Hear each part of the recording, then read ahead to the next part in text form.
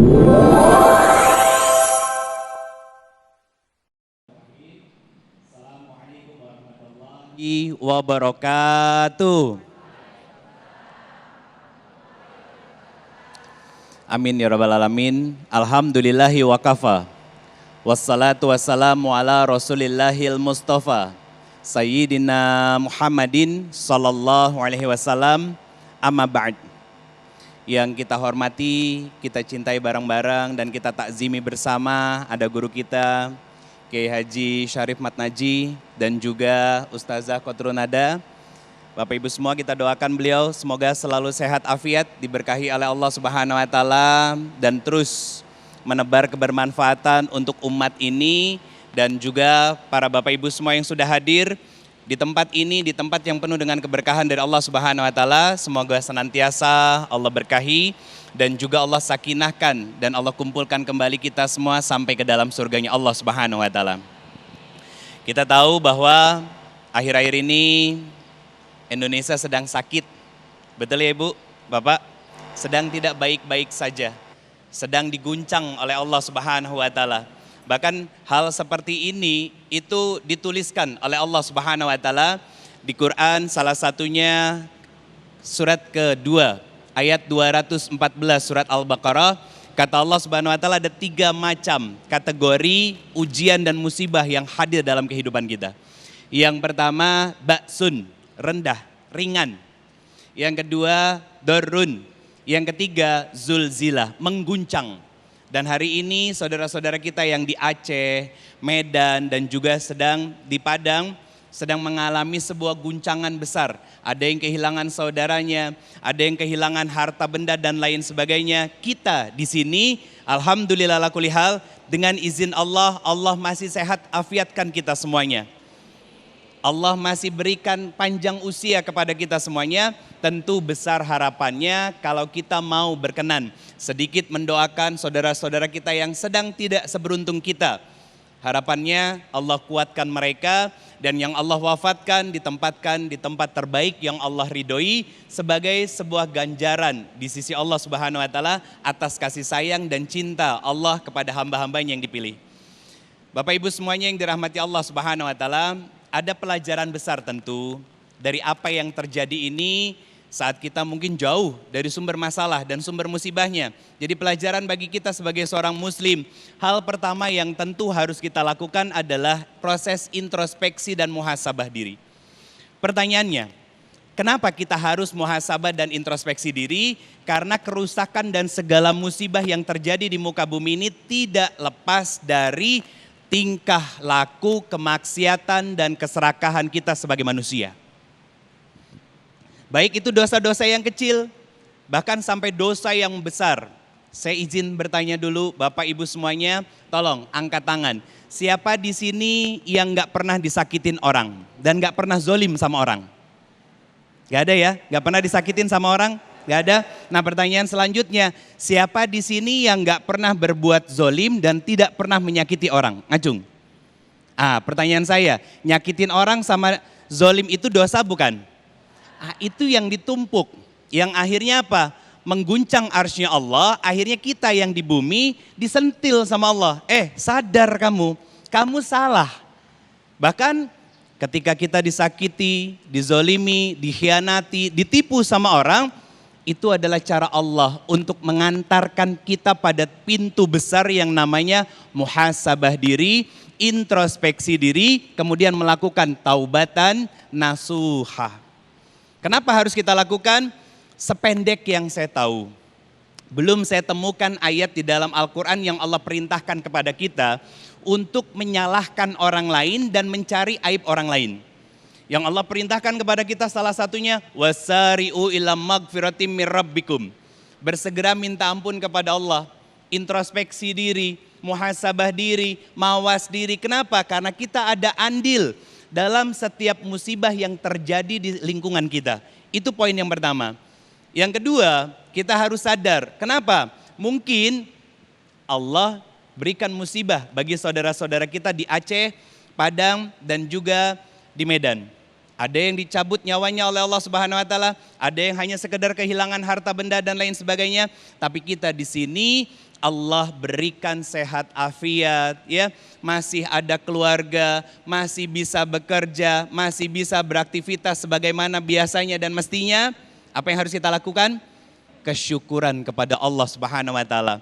Pertanyaan saya, yang paling susah itu syukur apa sabar?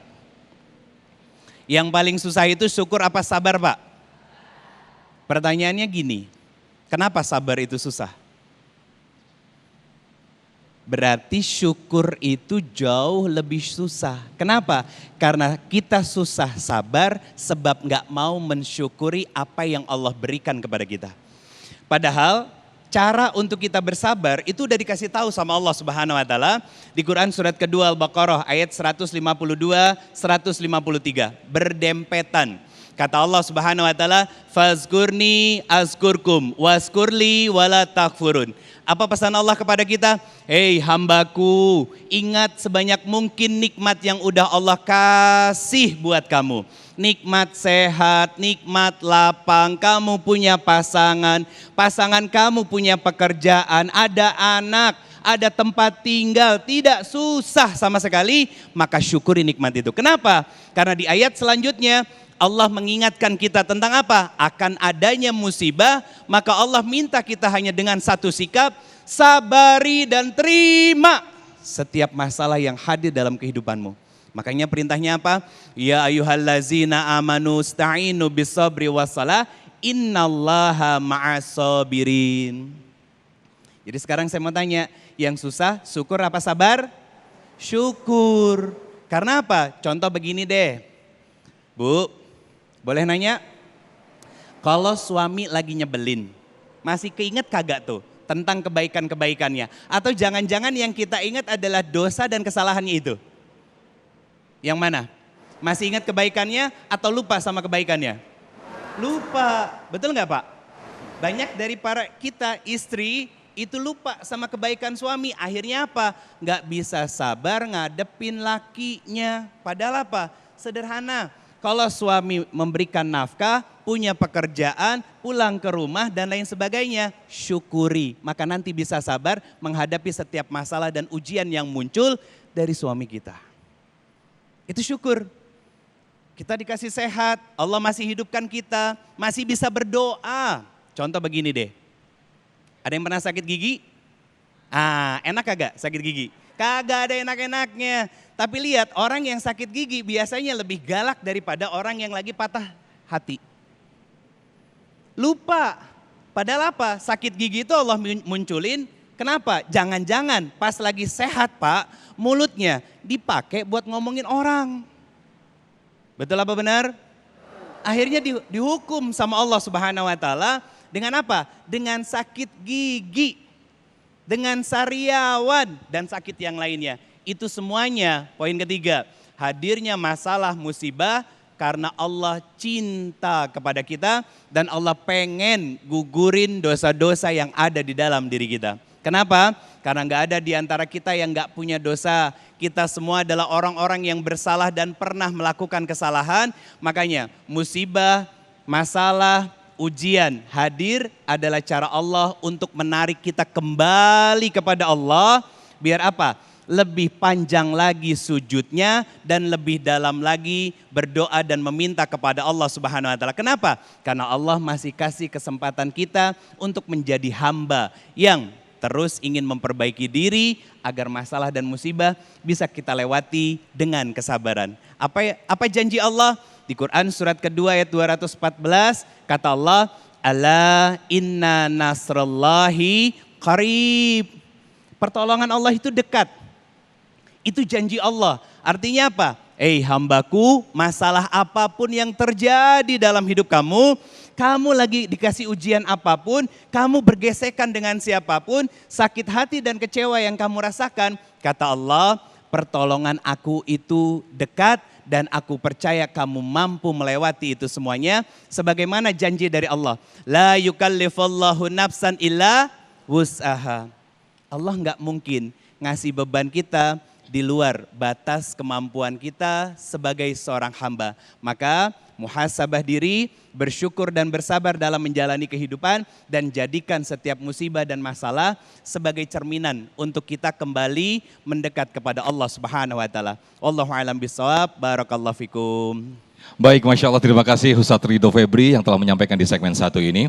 Menjadi hal catatan penting sebagaimana apa yang disampaikan oleh guru kita Ustadz Ridho Febri tadi, bahwa sesungguhnya musibah atau bencana yang selain datangnya dari Allah Subhanahu wa taala itu juga tidak lepas dari campur tangan manusia atas kemaksiatan, atas keserakahan kita sendiri. Untuk itu pemirsa, Allah meminta kita untuk mendekat, untuk bermuhasabah, untuk introspeksi dan bertaubat atas kesalahan-kesalahan yang kita lakukan. Nah pemirsa, lantas hikmah ataupun ibroh apa saja yang bisa kita ambil atas musibah yang kita alami ini, kita akan saksikan dan juga mendengarkan langsung tausiah yang disampaikan oleh guru kita Kiai Haji Syarif Patnaji di segmen ketiga nanti. Tetaplah bersama kami dalam Damai Indonesiaku. Usai jeda kami kembali.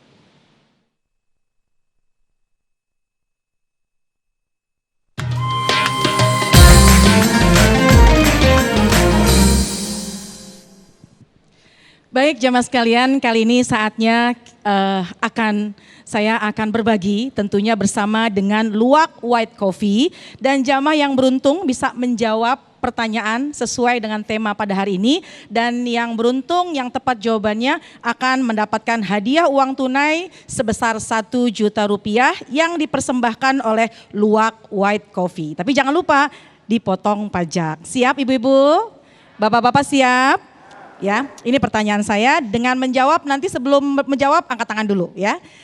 Pertanyaannya, bismillah.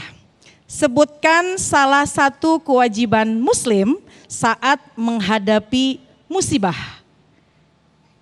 Banyak yang angkat tangan. Yang paling depan boleh, silakan yang pakai baju merah. Silakan berdiri di sini. Ya, sebelah sini. Dengan siapa Kak namanya?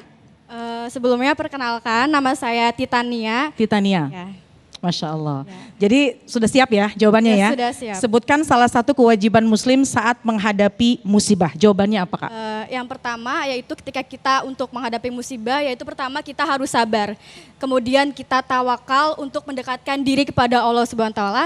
Lalu kita juga bermusahabah diri dan percaya Masya bahwa Allah. setiap apapun masalah atau musibah yang Allah telah berikan, itu ada pelajaran di baliknya. Masya Allah. Seperti itu. Betul, jawabannya betul. Jawabannya betul sekali, alhamdulillah, terima kasih. Dan selamat mendapatkan 1 juta rupiah. Jangan lupa dipotong pajak ya. Selamat dari Luwak White Coffee. Baik jamaah sekalian, jangan kemana-mana. Damai Indonesiaku akan kembali setelah yang satu ini.